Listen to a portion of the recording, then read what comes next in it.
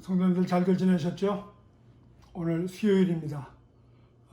우리 지난주까지 영적 성장과 훈련을 잘 끝내고 오늘부터는 우리 주일날 설교를 가지고 우리가 어떻게 살아가야 되겠나 그 실질적인 것들을 한다고 했습니다.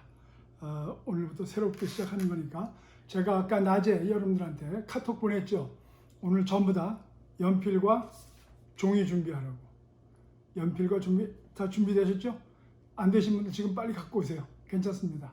이거 보시면서 갖고 오셔가지고 오늘은 제가 몇 가지 질문합니다.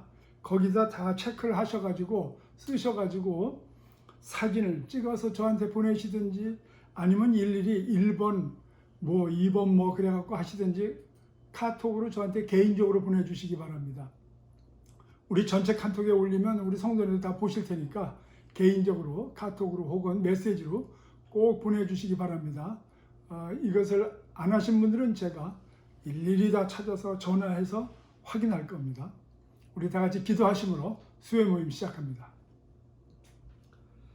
하나님 감사합니다. 우리가 주일날 하나님 말씀을 듣고 또 3일간 그 말씀을 의미를 되새겨보며 또 우리 삶 속에서 그렇게 살기를 원하며 주님의 능력으로 우리가 새롭게 되기를 원하며 지금까지 왔습니다. 하나님, 오늘 새로운 느낌 가운데, 새로운 위로 가운데 우리가 어떻게 살아야 되고 어떻게 남을 도와야 되는지 생각해 볼 줄 아는 축복의 시간이 되게 해주시고 한 사람도 이 말씀에 넘어지지 않게 해주시고 이 말씀 안에서 은혜 받고 위로 받고 그렇게 삶으로 말미암아 나타나는 증거를 얻게 하여 주시옵소서. 예수 그리스도 이름으로 기도드리옵나이다. 아멘. 제가 요즘 사도행전을 설교를 하면서 계속해서 신앙 성장에는 단계가 있다고 그랬습니다. 기억나시죠? 신앙과 이 믿음 생활은 성장을 하는데 그 단계가 있다는 걸 꼭 알아야지 우리가 그걸 모르고 있으면은 자라나지도 않는데 내가 거기가 전부인 줄 알고 스탑되어 있으면은 재미가 없고 그리고 성숙함이 없다고 그랬습니다. 우리 신앙생활의 그 단계 중에서 첫 번째 단계는 뭐냐? 구원받는 단계라고 했습니다. 한번 적어보세요. 구원받는 단계. 일단 신앙생활은 하나님의 자녀가 되는 하나님을 만나서 우리 영혼이 새롭게 돼서 우리가 구원을 얻고 하늘나라의 백성이 되는 거기가 시작입니다. 그거 우리가 모르면 사실은 신앙생활, 그냥 교회생활, 그냥 믿음생활 한다고 하는 것뿐이지 진짜 우리 아버지 되는 분을 우리가 모르고 산다면 정말 힘든 생활을 할 겁니다. 그래서 하나님은 우리를 그 구원받는 그 단계에서 회개를 시켜주십니다. 그래서 이 하나님의 말씀으로 우리를 찔리시기도 하고 돌이키기도 하십니다. 히브리서 4장 12절 13절 하나님의 말씀은 살았고 운동력이 있어 좌우에 날이 선 어떤 검보다도 예리하여 혼과 영과 및 관절과 골수를 찔러 쪼개기까지 하며 이것이 하나님 말씀의 능력이고 권위입니다. 그래서 그 말씀은 우리의 마음과 생각과 뜻을 감찰하신다고 그랬습니다. 하나님이 지으신 모든 것이 그 앞에 드러나지 않은 것이 없고 만물이 우리를 상관하시는 자의 눈앞에서 벌거벗은 것 같이 드러난다고 그랬습니다. 이게 구원받은 삶, 우리의 모든 것이 다 드러나고 들통나고 그래서 하나님 앞에 이제 나는 나 스스로 살 수 없습니다 하고 고백하는 그것, 바로 여기가 패역한 세대에서 구원을 얻는 회개의 순간이라는 겁니다. 그래서 이 구원 얻는 단계는 회개와 세례와 주님의 용서와 성령을 받는 이 네 가지가 동시에 일어나기도 하고 하나씩 일어나기도 합니다. 그러나 이 넷 중에 하나라도 빠졌다면 우리가 다시 한번 생각해 봐야 됩니다. 첫 번째 단계가 뭐냐면 회개하는 단계인데, 지난번에 얘기했죠. 회개는 뭐냐? 방향을 바꾼다고 그랬죠. 감정적으로 아프고 괴롭고 힘들고 그런 것도 있지만 더 중요한 것은 의지적인 것으로 우리가 결단 내리는 겁니다. 그래서 지금까지는 내가 세상을 향해서 내 이익을 위해서 내가 그렇게 의지적으로 그렇게 살아왔는데, 이제 하나님 말씀을 듣고 하나님을 깨닫고 보니까 그렇게 사는 것이 의미가 없어. 그리고 하나님 말씀대로 살고 싶은 마음이 생깁니다. 그리고 돌아보니까 그 하나님이 그 모든 길을 다 열어놔 주셨다는 것, 이게 너무너무 감사한 겁니다. 바로 이것이 회개라는 겁니다. 이것이 깨달아지는 것. 그래서 내 생각과 내 인생관으로는 이해가 안 되지만 하나님 말씀이 그렇다니까, 나를 위해서 돌아가신 예수님께서 이렇게 살면 안 된다고 하니까, 그리고 그분 말씀이 내 생각보다 내 체험보다 더 귀하고 더 정말 나를 위한 그 말씀이라고 생각돼서 나를 죽이고 그 말씀대로 순종해 보겠다고 하는 그런 것이 회개의 상태입니다. 그것이.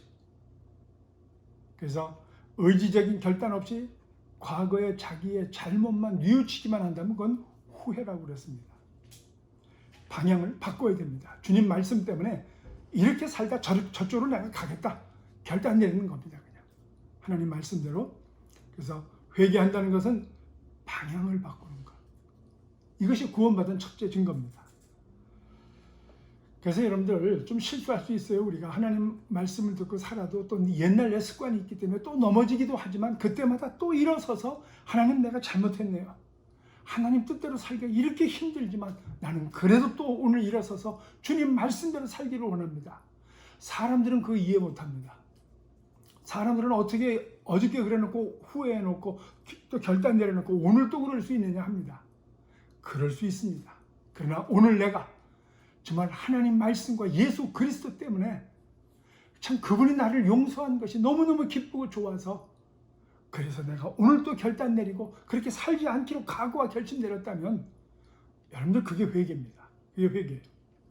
그래서 회개는 내가 지금 어떤 사람, 어떤 상태에 있느냐가 중요한 게 아니고 근본적으로 하나님 말씀대로 살려고 하는 그 방향을 바꾼 내 자세가, 내 의지가 있느냐 없느냐, 그걸 살펴봐야 된다고 그랬습니다. 그래서 교회 생활 10년, 20년, 30년 했어도 옛날과 똑같고 변하지 않는다면 구원받은 것에 대해서, 회개한 것에 대해서 다시 한번 생각해 보려고 했습니다. 여러분, 성품이 좋고 뭐 이런 건 그렇게 중요하지 않습니다. 정말 예수님 때문에, 예수님이 나를 위해서 십자가에서 돌아가셨다는 것이 너무너무 와닿아서 내가 펑펑 울면서 하나님, 차라리 내가 죽었으면 좋았을 텐데 어떻게 예수님이 나를 위해서 십자가에서 돌아가셨어요? 이것이 감사돼서 그 말씀이 미안해서 내가 그 뜻대로 살아보려고 하는 것, 그게 있느냐 이겁니다. 여러분들, 우리가 정말 그런 마음을 갖고 내가 산다면 지금 당장 내가 변화돼 갖고 예수님처럼 금방 되지는 못해도 1년 후, 3년 후, 5년 후, 10년 후에는 틀림없이 변화될 줄로 믿습니다. 왜냐하면 하나님의 능력이 우리를 붙들고 있기 때문에. 자, 그럼 여러분들 종이와 연필을 가지시고 제가 묻겠습니다. 첫째, 질문 1 쓰세요. 여기에 답변을 하셔야 됩니다. 나는 나를 위해서 돌아가신 예수님께, 그 예수님이 돌아가셨다는 게 너무너무 미안하고 너무너무 감사해서, 혹은 이 성경 말씀의 권위 때문에 내가 내 뜻을 접고 하나님을 위해서, 내 이웃을 위해서 희생하고 사는 것이 있다고 생각하십니까? 다시 한번요. 내가 마음이 우러나서가 아니고 내가 이렇게 하면 저 사람이 좋아하겠지, 내가 그저 참는 게 이 가정의 평화를 위하겠지, 그것도 있지만 더 중요한 게 내가 오늘 결단 내리는 것이, 내가 이렇게 견디는 것이, 내가 참는 것이 하나님 말씀이고 예수님 마음이니까 내가 저분 때문에 한번 해봐야 되겠다, 그게 있느냐 묻고 있습니다. 그게 있으십니까? Yes, No 혹은 O, X를 하세요. 1번. 그래서 그렇게 내가 살고 있다면, 또 혹시 살지 못하고 있다면 오늘 기도하셔야 됩니다. 두 번째, 구원받은 사람은 어떤 사람이냐? 바로 그렇게 회개를 했기 때문에 세례를 받는 겁니다. 세례를 받지 못하는 사람들 보면 세례를 너무 가볍게 생각합니다. 아유, 그거는 내가 뭐 꼭 받아야 되나, 그거? 형식이지? 예, 형식인데 그 형식이 누가 주셨냐면 예수님이 만드신 형식이에요, 그게. 그래서 제자들한테 예수님이 천국을 가시면서 다시 온다고 하면서 너희들은 가서 제자를 삼고 세례를 주라고 그랬습니다.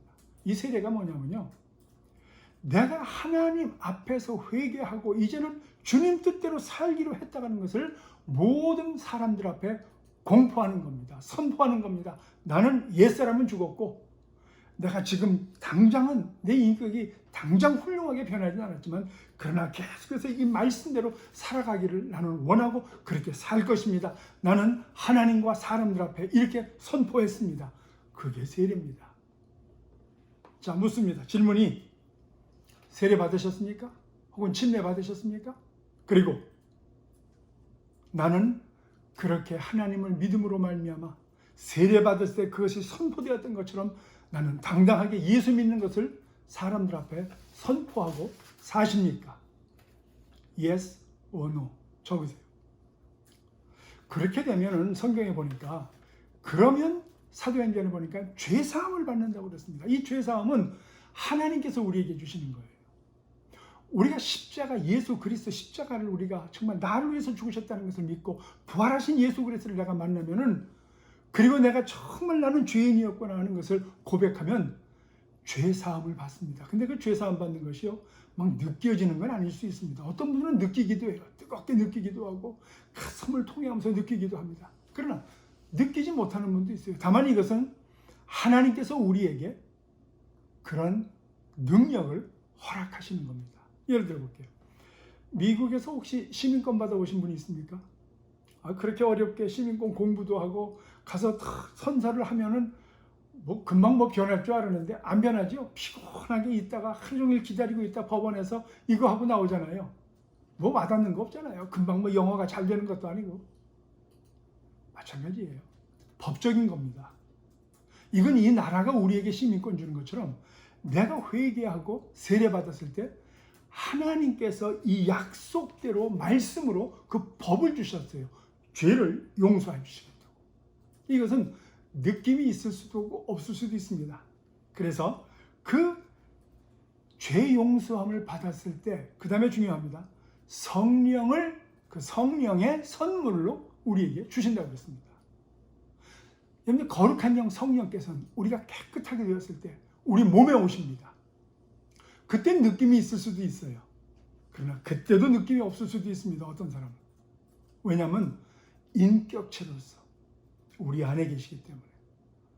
여러분들 정말 사랑하는 사람이나 혹은 멀리 떨어져 있는 사랑하는 내 가족들이 있을 때 내 안에 그 사람이 있잖아요.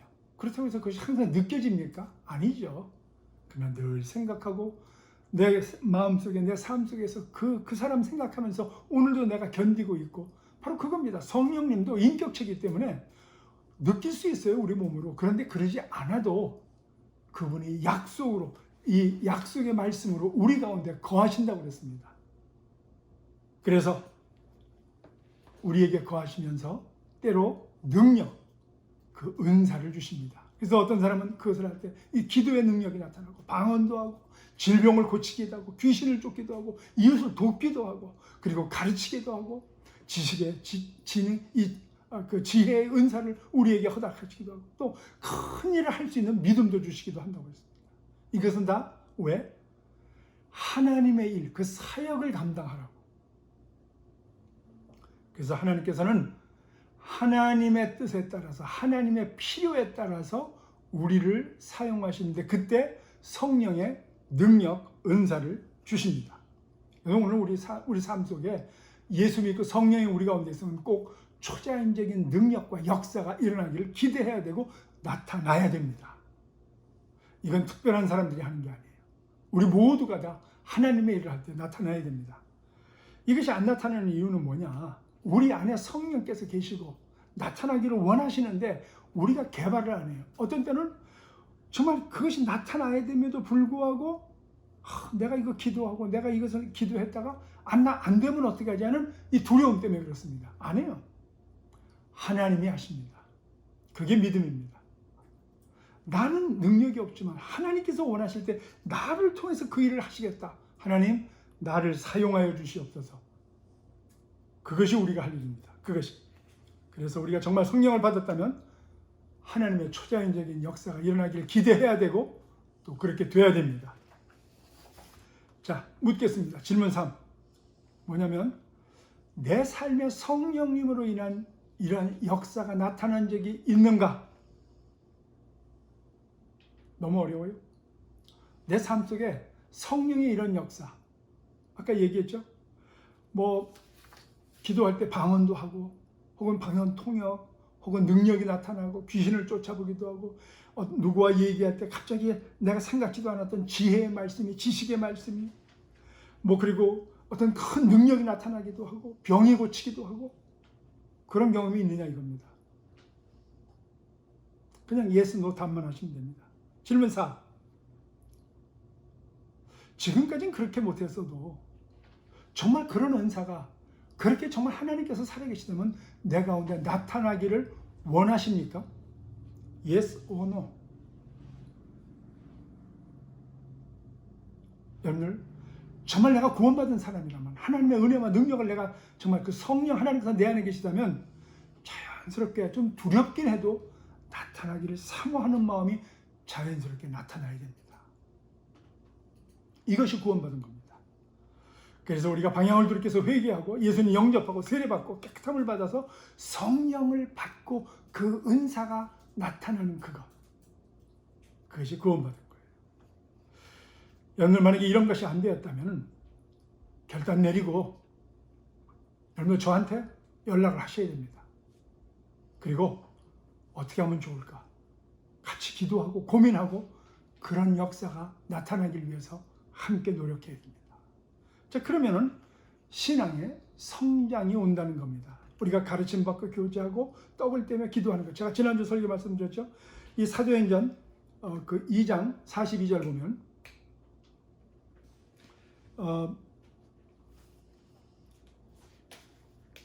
42절에 이런 말씀이 되어 있습니다.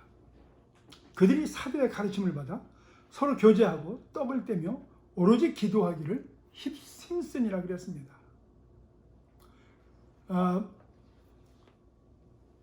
우리가 성장하기 위해서는 가르침에 집중해야 된다고 했습니다. 뭐라고 그랬어요? 성경 공부라고 그랬죠. 성경 공부. 그동안에 우리 교회에서 이 성경 공부가 이렇게 많이 오픈이 안 됐었기 때문에 이제 우리 다시 이제 교회가 오픈되면은 다시 해야 되는데 그것이 이제 어떻게 나타날지는 저도 잘 모르겠습니다. 그렇지만 어쨌든 여러분 그동안의 성경 공부 더 중요한 거는 이거 1년에 한 번 통독을 하셔야죠. 통독을. 그래서 하나님께서 원하시는 그런 일들이 무엇인지 알기를 원하고 오늘 내 마음속에서 하나님께서 원하시는 것이 무엇인지를 내가 정말 찾아봐야 되고 그런 일들을 해야 됩니다.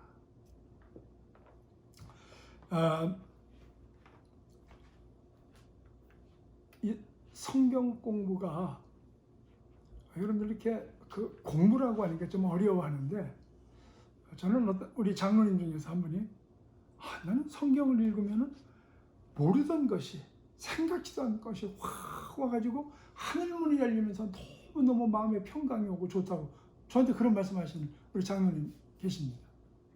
맞습니다. 그게 성경 공부예요.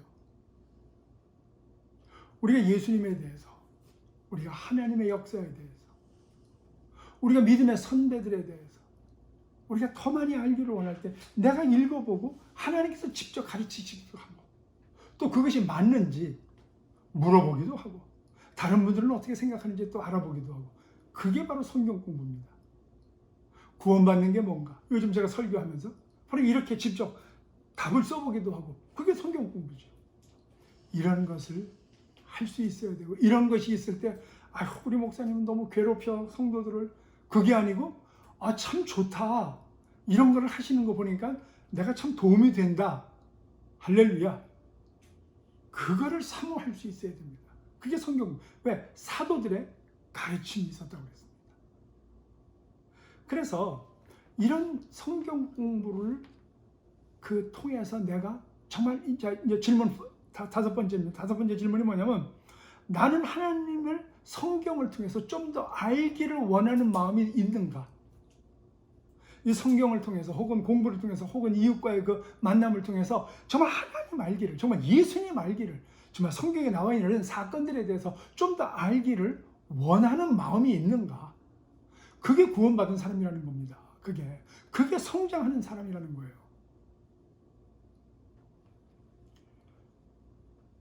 믿음의 성장은 그리고 함께 사귀는 일을 합니다. 아까 42절에서 읽었죠. 서로 함께 모였다고 그랬습니다. 이건 교제가 중요합니다. 자, 성경 공부를 했는데 이런 나눔이 없으면 굉장히 교만해지기 쉽습니다. 그리고 굉장히 고집스러워집니다. 내가 알고 내가 깨달은 것이 전부라고 생각해요. 여러분들, 정말 믿음이 자라나기 위해서는 이 깨달은 것을 삶 속에서 실천해보고 삶 속에서 실험도 해보고, 성령께서 내 안에 계신다고 했는데, 지금 옆집에 지금 아픈 사람이 있는데 내가 가서 기도해주고 싶은데 이게 될까? 그런 마음을 가지고 찾아가세요. 이거 실천해보고 실험해보고, 그리고 하나님께서 역사할 때 내가 더 신앙이 확실하게 이 안에서 와 박히고, 그러면서 성숙하는 것이고, 이 교제가 필요합니다. 믿음 안에서의 교제. 내가 말씀대로 살지 못할 때는 이런 것을 지적해 줄 수 있는데 옆 사람이 필요하고, 또 나를 바로잡을 수 있도록 누군가 나를 위해서 기도해 줘야 되고, 이런 사람이 반드시 필요합니다. 특별히 주위에 참 내가 마음에 안 맞고 나하고 이 성격상 성품상 안 맞는 사람들이 있죠. 그런 사람이 있을 때 내가 어떻게 하면 좋을까?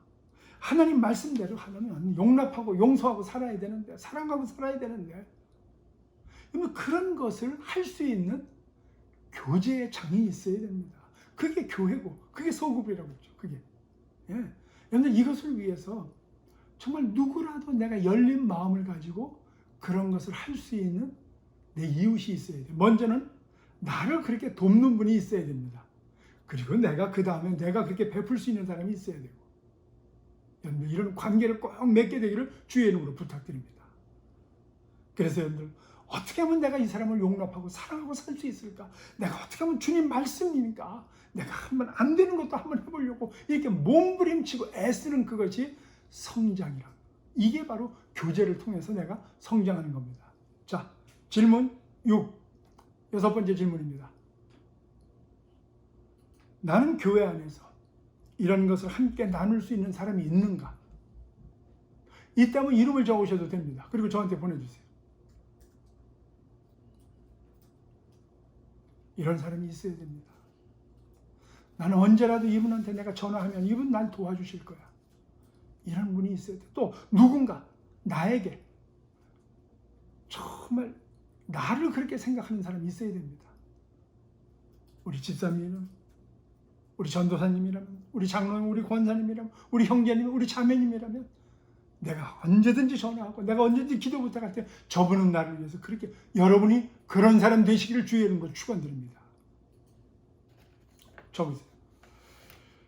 그리고 함께 음식을 먹었다는 예배를 드렸다죠. 함께.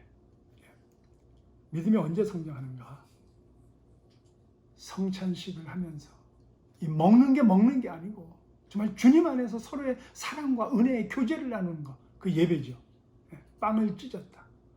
그래서 정말 여러분들, 이런 예배가 기다려지고, 그 예배가 단순히 어떤 모여서 찬양하고 우리가 함께 모인 공동체뿐만 아니고 거기에 내가 만난 예수님을 증거하고, 그리고 그런 말씀을 듣고 찬양하는 그 시간이 너무너무 좋아서 기다려지고, 그래서 모든 것이 그 예배 시간을 중심으로 해서 다른 모든 시간들이 조정이 될 수 있는 그런 삶.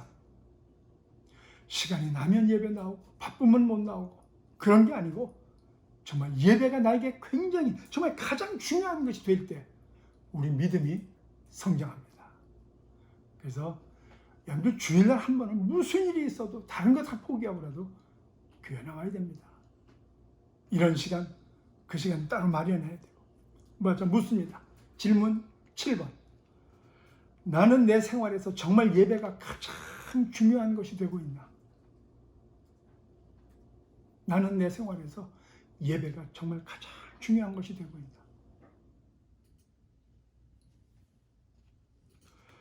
마지막으로 기도해야 됩니다.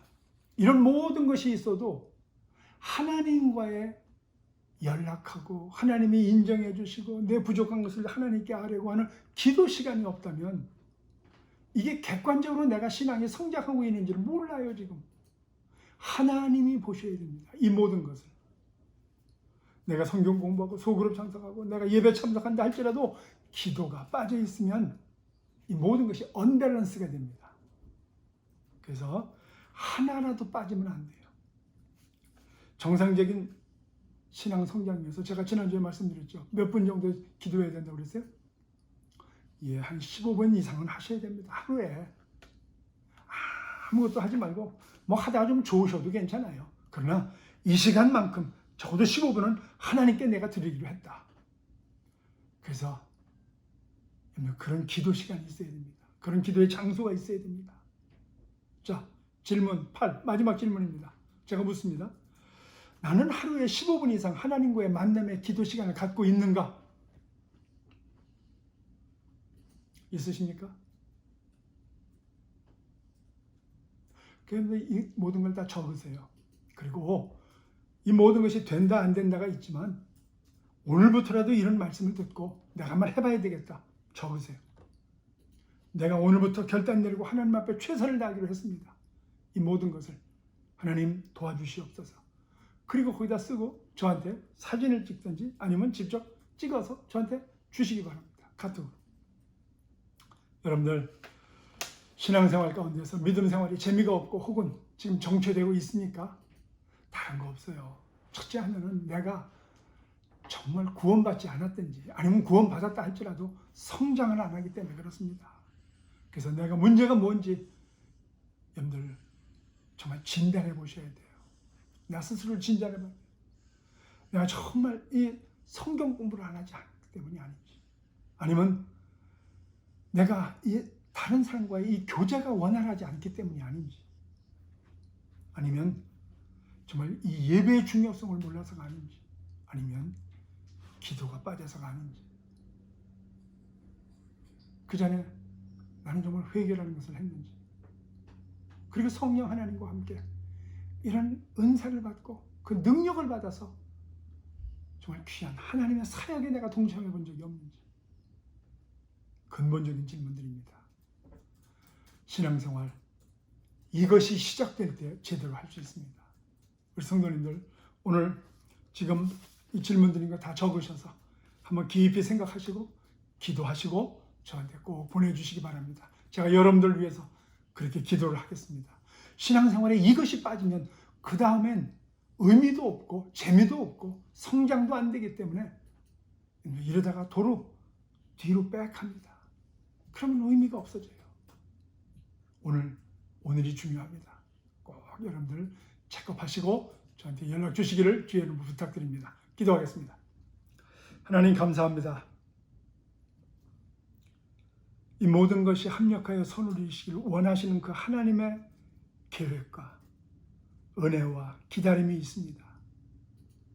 지금까지는 그러지 못했다 할지라도 내가 근본적으로 구원을 받은 사람인지 아닌지를 확인하고 여기에서 다시 한번 생각하고 내가 구원받았다면 성숙하지 않은 데서 오는 아픔이 있고 좌절이 있고 미성숙함이 있는데 하나님 이것을 다시 한번 심각하게 생각하면서 그 다음 신앙생활을 들어갈 수 있도록 축복하여 주시옵소서.